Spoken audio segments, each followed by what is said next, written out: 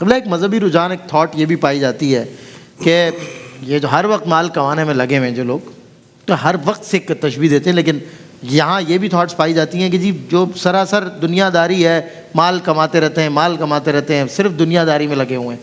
بتائیے یہ مذہبی رجحان اس کے بارے میں کیا کہتے ہیں؟ بسم اللہ الرحمن الرحیم، صلی اللہ علیہ حبیب محمد وعلی آلہ وصحبہ بارک وسلم. دیکھیں اس کے اندر ایک بات تو یہ ہے کہ اگر کوئی مال کماتا ہے تو فی نفس ہی مال کمانا کوئی غلط بات نہیں ہے. صحیح. مال کمانے کا جو طریقہ ہے وہ طریقہ اگر جائز ہے، فیئر مینز ہے، ان فیئر مینز یوز نہیں کر رہا، تو مال کمانا تو بندے کی ضرورت ہے. بندے کی ضرورت پوری کیسے ہوگی؟ اس دنیا کے اندر اللہ نے بندے کو بھیجا ہے اور عالم اسباب ہے، اسباب اختیار کرنے کا حکم ہے.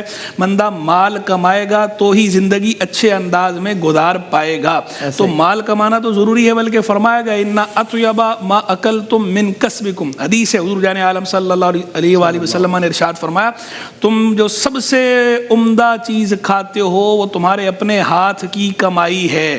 یعنی اس بات کو پسند فرمایا گیا کہ جو تم نے استعمال کرنا ہے وہ خود کما کر استعمال کرو. یعنی بجائے جو ہے وہ دوسروں پہ ڈیپینڈنٹ ہونے کے بندہ خود کمائے، تجارت کرے یا ملازمت کرے یا زراعت کرے یا صنعت، کوئی بھی انداز اختیار کرتا ہے وہ ایسا مال کمانے کا جائز انداز، جائز طریقہ، وہ خود کما کر جو بندہ کھاتا ہے اس کو سب سے اچھی روزی قرار دیا گیا ہے. بلکہ آپ دیکھیں قرآن مجید فرقان حمید برہان رشید میں سورۃ الجمعہ کے اندر، آج جمعے کا دن ہے، سورۃ الجمعہ آپ پڑھیے.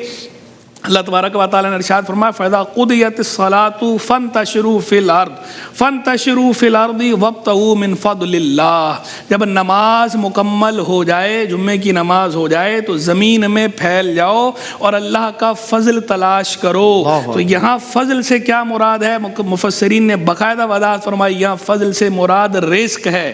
یعنی نماز قائم ہو جانے کے بعد جب نماز سے فارغ ہو جاؤ تو اب زمین میں پھیل کر اللہ کا فضل تلاش کرو، یعنی رزق کے حصول کی کوشش کرو.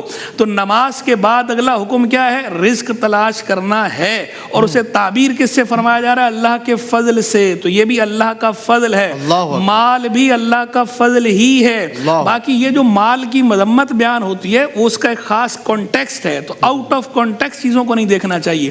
وہ مذمت ان معنوں پر ہے کہ بندہ عبادات چھوڑ دے، آخرت فراموش کر دے، اللہ کو بھول جائے، حقوق اللہ اور حقوق العباد دونوں میں کوتاہیاں کرتا رہے اور بس ہر وقت مال مال مال، حل من مزید، حل من مزید، حل من مزید، یہ صدائیں لگاتا رہے اور مادیت پرستی کا شکار ہو جائے. یہ مضموم ہے، دماغ سے مال ہی نہیں اتر رہا. یہ مضموم ہے، اس کو کنڈیم کیا گیا، دین نے بھی کنڈیم کیا ہے، ہم بھی کنڈیم کرتے ہیں. ادروائز دائرے کے اندر ضروری جو کمانا ہے، مال کمانا، اس کو تو پسند قرار دیا گیا، بلکہ ضروری قرار دیا گیا. تاجر و صدوق والامین وان نبیین و صدیقین و شہداء، سچا امانت دار تاجر نبیوں، صدیقین اور شہداء کے ساتھ ہوگا برود حشر. یہ حدیث کے اندر اللہ اکبر.